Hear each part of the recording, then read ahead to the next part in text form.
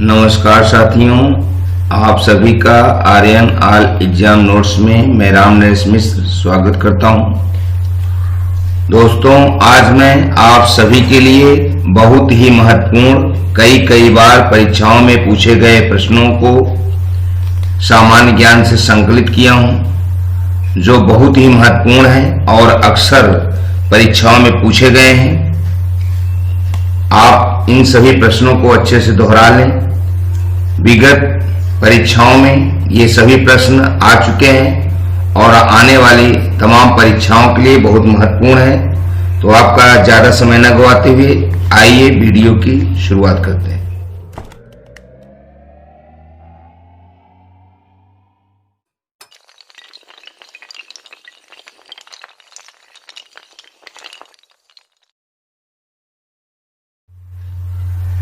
दोस्तों, सामान्य ज्ञान से किसी भी प्रतियोगी के विषय में जानकारी प्राप्त होती है। उससे सामान्य ज्ञान के ज्ञान द्वारा उसके विचार दिमाग का पता चलता है। इसीलिए विभिन्न प्रतियोगी परीक्षाओं में सामान्य ज्ञान से जुड़े प्रश्न पूछे जाते हैं।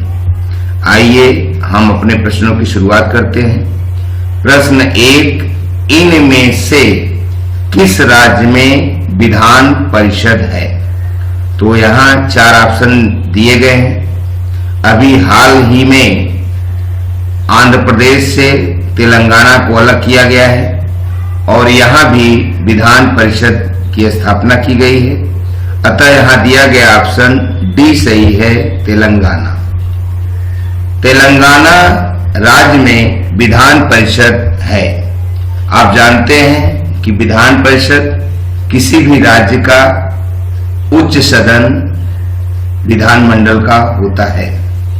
प्रश्न 2, राज्य में मंत्रियों की अधिकतम संख्या विधानसभा के सापेक्ष कितनी हो सकती है? तो यहां दिया गया ऑप्शन सी सही है, 15%। किसी भी राज्य में मंत्रियों की अधिकतम संख्या विधानसभा के सापेक्ष 15% से अधिक नहीं हो सकती है। प्रश्न 3, अशोक चक्र में तीलियां हैं। तो अशोक चक्र में कितनी तीलियां हैं? यहां दिया गया ऑप्शन बी सही है, 24 तीली। अशोक चक्र में 24 तीलियां हैं, जो 24 पहर का संकेत है कि 12 पहर का सुख है तो 12 पहर का दुख है। सुख दुख का समान जीवन है और यही तीलियों के रूप में मनुष्य की दौड़ है, जिससे मनुष्य अपने जीवन को भोगता है। प्रश्न 4, फतेह अली खान प्रतिनिधित्व करते हैं। तो फतेह अली खान किस राज परिवार से, किस घराने से संबंधित है? तो यहां दिया गया हमारा ऑप्शन डी सही है, पटियाला घराना। फतेह अली खान पटियाला घराने से प्रतिनिधित्व करते हैं। प्रश्न 5, संतो कबा मानवतावादी पुरस्कार 2018 से सम्मानित हुए। तो ये संतो कबा मानवतावादी पुरस्कार 2018 में किसे दिया गया? तो यहां दिया गया ऑप्शन बी सही है, कैलाश सत्यार्थी। संतो कबा मानवतावादी पुरस्कार 2018 में कैलाश सत्यार्थी को दिया गया था। प्रश्न 6, गोबर धन योजना किस मंत्रालय से संबंधित है? तो यहां दिए गए मंत्रालयों में से सही ऑप्शन सी है, पेयजल एवं स्वच्छता मंत्रालय। गोबर धन योजना पेयजल एवं स्वच्छता मंत्रालय से संबंधित है। प्रश्न 7, इनमें से रविंद्रनाथ टैगोर की रचना है। तो यहां दिया गया ऑप्शन बी सही है, गीतांजलि। आप सभी जानते हैं कि गीतांजलि पर ही रविंद्रनाथ टैगोर को नोबेल पुरस्कार भी मिला था अतः गीतांजलि ही रविन्द्रनाथ टैगोर की रचना है। प्रश्न 8, सबरीमाला मंदिर किस जिले में स्थित है? तो यहां दिया गया ऑप्शन बी सही है। पथनामथिट्टा जो कि केरल का एक जिला है, अतः सबरीमाला मंदिर केरल प्रांत के पथनामथिट्टा नामक जिले में स्थित है। प्रश्न 9, राष्ट्रीय मुक्त विद्यालय का उत्तर प्रदेश का क्षेत्रीय केंद्र है। तो राष्ट्रीय मुक्त विद्यालय का उत्तर प्रदेश का क्षेत्रीय केंद्र कहां है? यहां दिया गया ऑप्शन हमारा डी सही है, प्रयागराज। राष्ट्रीय मुक्त विद्यालय का उत्तर प्रदेश का क्षेत्रीय केंद्र प्रयागराज में स्थित है। प्रश्न 10, मऊ में इनमें एक जनपद एक उत्पाद योजना के अंतर्गत कौन सा उत्पाद चिन्हित किया गया है? तो यहां दिया गया ऑप्शन बी सही है, पावर लूम। मऊ में एक जनपद एक उत्पाद योजना के अंतर्गत पावर लूम उत्पाद चिन्हित किया गया है। प्रश्न 11, उत्तर प्रदेश के किस शहर को अब अयोध्या के नाम से जाना जाएगा? तो यहां दिए गए ऑप्शनों में से ऑप्शन ए सही है, फैजाबाद। फैजाबाद उत्तर प्रदेश का एक जिला है जो अब अयोध्या के नाम से जाना जाएगा। प्रश्न 12, IAS में ए का अर्थ है? तो यहां दिया गया ऑप्शन बी सही है, एडमिनिस्ट्रेटिव। IAS में ए का अर्थ एडमिनिस्ट्रेटिव, प्रशासन से संबंधित है। प्रश्न 13, उड़े देश का आम नागरिक योजना का संक्षिप्त नाम है। तो इस योजना का संक्षिप्त नाम यहां दिए गए ऑप्शनों में से ऑप्शन बी सही है, उड़ान। उड़े देश का आम नागरिक योजना का संक्षिप्त नाम उड़ान है। प्रश्न 14, भारत के पहले शिक्षा मंत्री थे। तो यहां दिए गए ऑप्शनों में से ऑप्शन सी सही है, मौलाना अबुल कलाम आजाद। भारत के पहले शिक्षा मंत्री मौलाना अबुल कलाम आजाद थे। दोस्तों, यह प्रश्न कई बार परीक्षाओं में पूछा गया है और अक्सर बार बार प्रत्येक परीक्षाओं में लगभग पूछा जाता है। प्रश्न 15, इनमें से किस शहर में भारतीय नौसेना की कोई कमान स्थित नहीं है? तो यहां दिए गए शहरों में से हमारा सही ऑप्शन सी है, पोर्ट ब्लेयर। पोर्ट ब्लेयर एक ऐसा शहर है जहां भारतीय नौसेना की कोई कमान स्थित नहीं है। शेष मुंबई, विशाखापट्टनम, कोचीन में भारतीय नौसेना की कमान स्थित है। प्रश्न 16, कौन सा बंदरगाह शहर नर्मदा नदी के तट पर बसा है? यह भी प्रश्न बहुत महत्वपूर्ण है और कई बार परीक्षाओं में पूछा गया है। तो यहां दिया गया ऑप्शन सी सही है, भरूच। भरूच ऐसा शहर है जो नर्मदा नदी के तट पर बसा है और यह एक प्रसिद्ध बंदरगाह भी है जहां से कई कई देशों को व्यापार किए जाते हैं। प्रश्न 17, इंदिरा गांधी स्वर्ण कप का संबंध निम्नलिखित में से किस खेल से है? तो यहां दिया गया ऑप्शन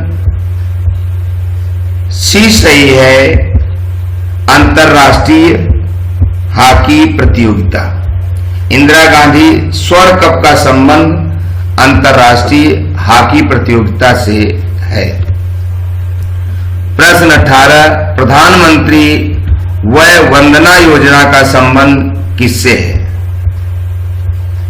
तो प्रधानमंत्री वंदना योजना का संबंध यहां दिए गए ऑप्शनों में से सही ऑप्शन ए है, वरिष्ठ नागरिकों से। प्रधानमंत्री वंदना योजना का संबंध वरिष्ठ नागरिकों से है। इसके माध्यम से वरिष्ठ नागरिकों को पुरस्कृत किया जाता है। प्रश्न 19, Indira Gandhi centre for atomic research कहां है?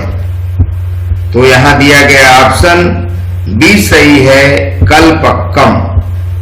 Indira Gandhi centre for atomic research Kalpakkam में स्थित है। प्रश्न 20, HUF पद का अर्थ क्या है? तो यहां दिया गया ऑप्शन ए सही है, हिंदू अनडिवाइडेड फैमिली। HUF का पूरा नाम हिंदू अनडिवाइडेड फैमिली है। प्रश्न 21, निम्नलिखित में से किस अर्थशास्त्री को भारतीय रिजर्व बैंक के केंद्रीय बोर्ड में शामिल किया गया है? तो यहां दिया गया ऑप्शन बी सही है, नितिन कृपाचारी। नितिन कृपाचारी को भारतीय रिजर्व बैंक के केंद्रीय बोर्ड में शामिल किया गया है। प्रश्न 22, किस पद्म विभूषण पुरस्कार विजेता शास्त्रीय गायिका को ठुमरी की रानी के नाम से जाना जाता है? तो यहां दिए गए ऑप्शनों में से सही ऑप्शन बी है, गिरिजा देवी। गिरिजा देवी एक ऐसी पद्म विभूषण पुरस्कार प्राप्त शास्त्रीय गायिका है जो ठुमरी की रानी के नाम से जानी जाती है। प्रश्न 23, किस मैगजीन को क्रिकेट की बाइबल कहा जाता है? तो यहां दिए गए ऑप्शनों में से ऑप्शन बी सही है, विजडन। विजडन मैगजीन को क्रिकेट की बाइबल कहा जाता है। प्रश्न 24, निम्न में से कौन लगातार दूसरी बार प्रधानमंत्री पद पर आसीन हुए थे? तो यहां दिया गया ऑप्शन डी सही है, उपरोक्त सभी। यहां दिए गए प्रधानमंत्रियों में से पंडित जवाहरलाल नेहरू, इंदिरा गांधी, अटल बिहारी वाजपेयी सभी लगातार दूसरी बार प्रधानमंत्री पद पर आसीन हो चुके थे। प्रश्न 25, निम्नलिखित में कौन सा एक बैंक या वित्तीय कंपनी नहीं है? तो यहां दिया गया ऑप्शन सी सही है, लुफ्थांजा। लुफ्थांजा एक बैंक या वित्तीय कंपनी नहीं है। शेष सभी ABN एमरो, HSBC और BNP पारिबा एक वित्तीय कंपनी है। प्रश्न 26, वह कौन प्रथम भारतीय थे जो ब्रिटिश संसद के लिए निर्वाचित हुए थे? तो यहां दिया गया ऑप्शन ए सही है, दादा भाई नौरोजी। दादा भाई नौरोजी एक ऐसे प्रथम भारतीय थे जो ब्रिटिश संसद के लिए निर्वाचित हुए थे। प्रश्न 27, हाल में प्रधानमंत्री ने MSME क्षेत्र के लिए घोषणाएं की हैं। इस घोषणा के तहत कितने मिनट में 1 करोड़ कर्ज देने की योजना भी शामिल है?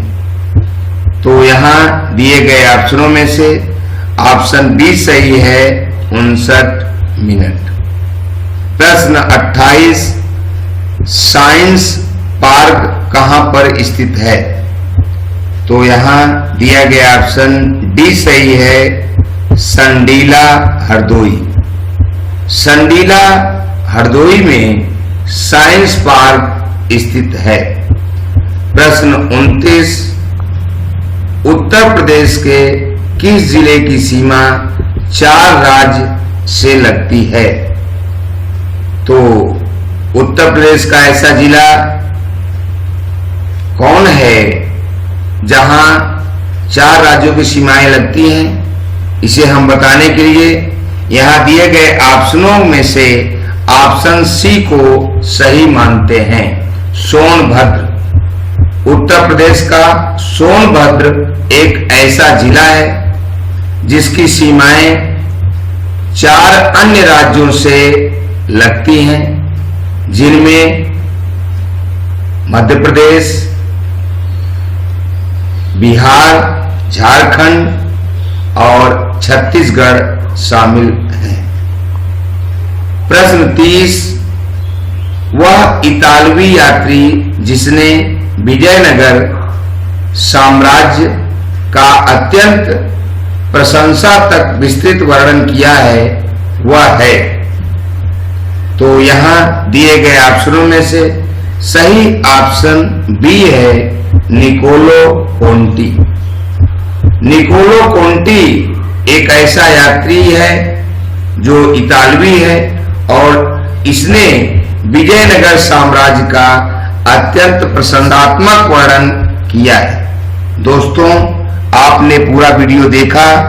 आज आप सभी के लिए हमने 2 सवाल भी दिए हैं, जिनके उत्तर हमें कमेंट बॉक्स में आप जरूर बताएं।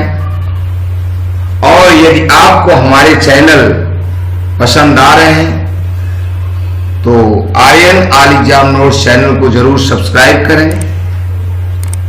आज आपके लिए सवाल है, साइंस पार्क कहां स्थित है?